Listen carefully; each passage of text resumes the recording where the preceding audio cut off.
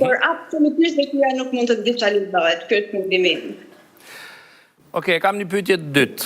A mund të quhet dashuri e vërtet një lidhje që lind përmes touch screenit, përmes ekranit të celularit tash? Unë mendoj që teknologjia thjesht mësitin e ka ndryshu, Resul, se dashuria ngele dashuri në fund të ditës. Mësiti është ndryshe. Ka qenë dikur baba, nana, halla, sot është telefoni. Kështu që... Ama baba, halla, nana, derisa ti je taku, kur je taku ka lind dashuria. Tash po lind dashuria dhe po zhvillohet edhe po vdes brenda digitales, ndoshta pa u taku kur. A është dashuri? Prandaj thash, a është dashuri kjo që lind online? Isha ndërlidh pak për në aspektin psikologjik.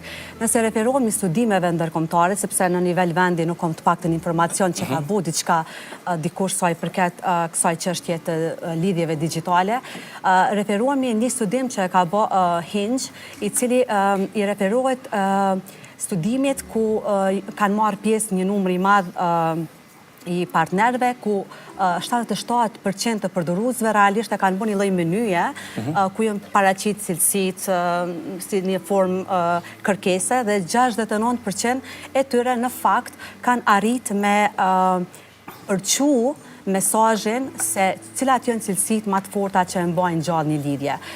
Në fakt, qëllimi i studimit ka qenë që me arrit një përfundim për faktin që marrëdhëniet mund të janë të qëndrueshme dhe mund të janë konsistente për një kohë shumë të gjatë nëse ka komunikim transparent, të drejtë për drejtë edhe të qartë.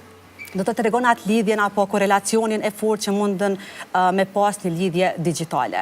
Do të thonë, këta që nga viti 2002 mbështesin edhe shumë studime të tjera, të cilët në fakt kemi shumë pra sepse digitale na jep mundësi të komunikojmë 24 orë. Do të flasim pak më vonë edhe për ato sa jemi kontrollues. Ideja është jo vetëm të komunikojmë ose të flasim, por ideja është të flasim me një transparencë, të kemi besim nëse do të kishte qenë mundur të ndërtohet besimi në atë raport, çfarë do lloj periudhe kohore që mund të jetë, por realisht konsiston ato që ka dëshmi të cilat ka pas edhe dokumentar që i kanë rezistu kohës dhe kanë qëndru përgjatë. Ka pas edhe raste që Kanada në Amerikë që ndoshta edhe janë dajun bashku edhe ka 20 vite që lidhjet e të takimet kanë qenë për një kohë shumë gjatë vetëm online.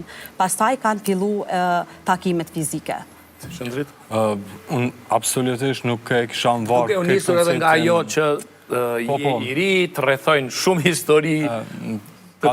Nuk ka rëndësi ajo periudha tash, me qenë se një njeri shoqëre ka ndjenjen e dashurisë, mundet me u dashuru, edhe mundet me i përshkru emocionet në çfarë do lloj forma, qoftë në të shkruar, por edhe me i transmetu ato fizikisht me personin në të cilën takohet.